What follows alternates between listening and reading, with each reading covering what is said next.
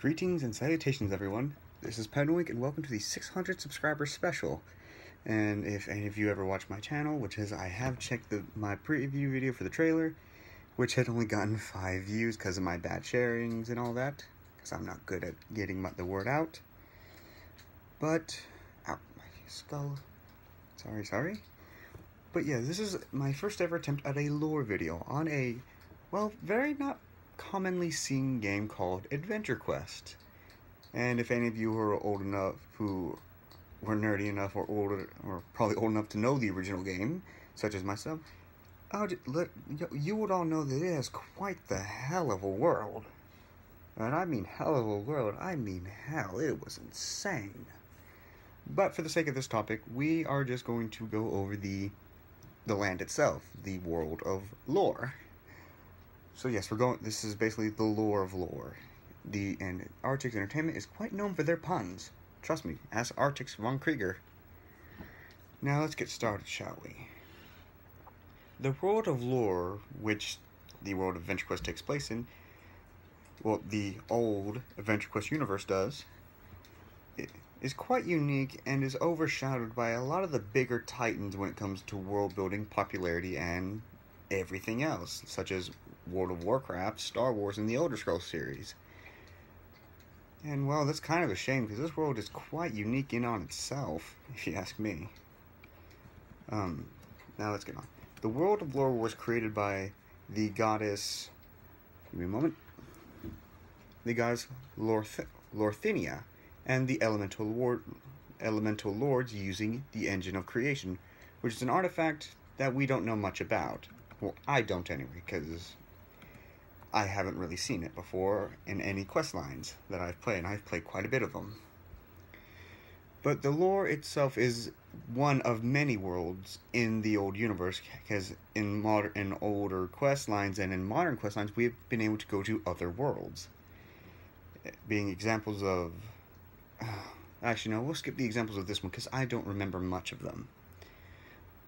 But the lore of planet is an indirect magic core. Like the lore planet itself is made of pure indolent magic, and it's also pure elemental magic. Its outer world as well, like any other world, has different biomes and all that, and different people. So its geography is very different from. Apparently, what the lore says is that its world is very different from other worlds, considering that it has quite a few different biomes and all that, unlike other worlds. Okay, what? And some of these are the Irigan, or the Great Southern Oceans, the deserts of like Scriglan, and other tropical forests, jungles, and every other mountainous regions. And it does follow the same things of having a frozen north and a very cold and a very hot south. In addition to its planetary body, there's 2 moons. One known as the Moon, of course, and then one particularly named called the Zard Moon, which is, I kind of find that a very awkward name. But let's get on. The lore pantheon is to be involved with the world's varying levels of members in the highest categories, in which is the pantheon is the elemental lords and the goddess Lorthinia. And they're very rarely involved, but there are a few other gods who do get involved, such as the Galan, which is, you do face him in the first storyline. And then there is Loco, the unpredictable god of mischief and fortune, which is, I don't know much about him, and will be talked about in a later video. And for lore itself, has apparently existed for millennia and nearly being destroyed twice by the Galen, or the Devourer, who has been repelled 1,000 years ago and then comes back, and your player, the character who is the hero, repels it again, and we haven't seen it since. But all the stuff that go into hunting him down takes place in the Warp Force game, which is I guess you say, a spin-off of the original, even though there are many varieties of this game. Now let us talk about the denizens of lore. And just like its geography, varying in places and styles, the people of lore are also varying in differences. with the mainstay races of the humans, Drakels, and elves, we also have the hybrid races. These individuals can become their own race if they share both physiology and a self-identifying cultural, and if there are enough of them. And lore is full of hybrids, but not many of them are their own species due to the fact that they are low in numbers, or lack the self-identification or physiology. Lore is also known to receive races from other worlds, realms, planes, and universes altogether. Some come willingly, some do not. Some of these races that do come to lore either by their lonesome or because they are forced here by other beings. Some of these races, example, are the Brahaldor, the demons of Hek and the Shadows, to name a few. There are also individual races that come to live here on lore independently from the rest of their own kind, such as the Sidhi Kalaniar, the Akhan-Et, and the Vesperian Rusai Cartwhite. And if what I just said, those were two separate individuals from species that come to live on this planet, and their names are quite hard to pronounce. Lore is also known for its subraces of vampires, werewolves, Dracopyres, and werepyres. And Dracopyres, we'll touch on them another time. Some of the most common races on lore are the humans. They're one of the most abundant and can be found on every continent in lore. And they're quite open. Like, they live openly, unlike the other races who are quite secretive or isolationists. But due to this, they don't have a sense of unity among their people.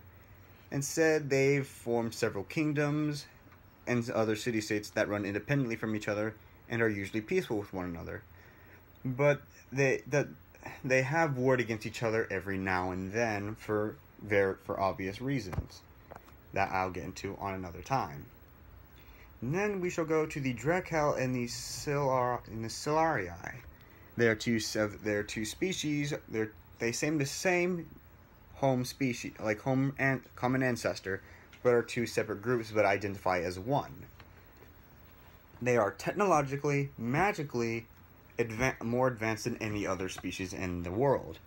They are a bipedal humanoid dragon people that live in dome cities called Kelds, and they coincide relatively peacefully with everyone else in lore, until the first questline of the Devourer saga, where one of these Kelds unleashed its forces and attacked an elven city searching for an artifact. The Drakel usually refer to themselves as and I'm going to try to pronounce this, the Kruthri. Yeah, hard to pronounce. And they have existed longer than humans, being one of the first sentient races to roam lore. And here's this. We're summarizing all the races here. So let's go on to the elves, or the Ilani, as they prefer to themselves. Now, we don't know much on the Ilani, or the elves, considering that they're quite a secretive people, and there are very few who interact openly and live amongst the other races. Some of these elves that we know is Ballyhoo. But we do know that there is an elven community living in Grainamore in Babylonia, living in Babylonia in Grainamore at Bakarnov, where we go during the saga, the Devourer saga. Then we have the orcs, and they're like every other representation of the orcs, except I guess you say they're more representative of the Lord of the Rings orcs, being violent, prone to warlike, and tribal. The orcs call themselves the Ungoliai, or akin to that. They're also one of the most common races in lore, but they are quite aggressive and lack the intelligence. But there are a few who go against this, as there are very few, and I'm saying few, smart orcs. But it has been seen that some of them have been forming communities amongst each other, and soon one day we might have orc kingdoms, but that is long and far away and everything else. Then we have these ever so small but lovable race, Moglins. These little critters with their long ears, stubby arms and legs, and come in a variety of colors, and are well known for their innate healing. They're friendly towards many other races, and being a and for most of us players, we know them as the talking football, because as for many players like myself, we like to kick these guys like footballs. And if you have a problem with that, well, too bad. I do. I do not have a problem with kicking them. And they can be found all over the world. And this note of fact is actually just for the sake of humor. Moglins swim with their ears. And if you ask me, that's quite the funny sight to look at. But it's to be expected considering that Moglins are quite small. And there are also very few that practice necromancy. Now we shall go on to the last sentient race that is most common enough to be represented, the dragons. Powerful and feared, the dragon kind has been on one of the lore for just as long, or if not longer than the Drakkel. However, dragons have been on decline over the millennia, along with a few other races of the gnomes, Myrmazions, the dwarves, the Gati, and the Centurions, and the almost extinct Githari. And they are very few enough. Basically, there's only a few enough of them to be around to be represented. As for the other races that I've mentioned of the gnomes, dwarves, and Mirazi, they shall get their own video. And as there are many other sentient species on lore, such as tigers, bats, and hawks, etc., we will talk about them another time. Finally, we shall talk about the continents of lore. There are at least 6 to 7 of them. And they're all broken up into varying zones with different biomes, quest lines, and people and monsters. And well, sorry, my head hurts a little bit. The first continent we will talk about is Babylonia. This is where most of the game takes place on, and is where Babylon is located. It is also where most of the humans are located, as well as the heroes of lore. And a vast majority of the other races also live on Babylonia as well. The next continent is Durin. This continent is where most of the Devour saga takes place. It also is where the School of Thought and the Temple of Hope is located, and the city of Duran is. Next we have Inilar, and we don't know much about this one, but we do know that this continent is south of Babylonia and home of the Galan. Next we have the Middle Isles, a continent filled with jungles, and part of it has been corrupted by the Shadow, and could not be restored after the war with the Seakrats. Those parts that were corrupted were quarantined from lore forever. And because of this quarantine, the corruption of that has festered and now home to various dangerous critters. And the fortress belonged to the dangerous shadow named Ultilimon, sounds like a Digimon, rests in this quarantine zone. But on the unquarantined zone is the Tyrant King, and the Beastmen questlines can be found in the northern parts of this continent. So there's still some adventuring you can do here. Next we have Neld. We don't know much about Neld, but it's where Galaric, the Dragon Hunter, is located northwest of Duran and south of Vandar. So yeah, all we know is that the Dragon Slayer Galarok is from Neld. Then we have the also hard to pronounce Telgelii, or Tegelii. Very hard to pronounce. It is spelled with T-J-E-L-E. Not E-I.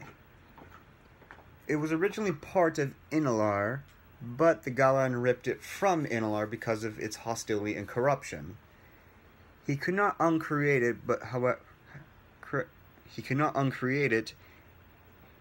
as it was how he ascended from his current form. Yes, this one's a little bit of an obscure and hard to work with on this one. Instead, he removed it from the rest of the continent and became home to phantoms that were denied from the world beyond as living records described by Fellerin. Yeah, like I said, this one is a little hard to work with because of its very weird part. Then we have the last continent. We don't know much about Vandar, but it is mostly covered in ruins, and that's all we know about it. And well, this will cover the lore of this lore video, and I know it's a little obscure and everything else, but be reminded that this is my first attempt at one, and hopefully in the future it will get better. Now, this has been Penwing24, and I hope you all have a good day.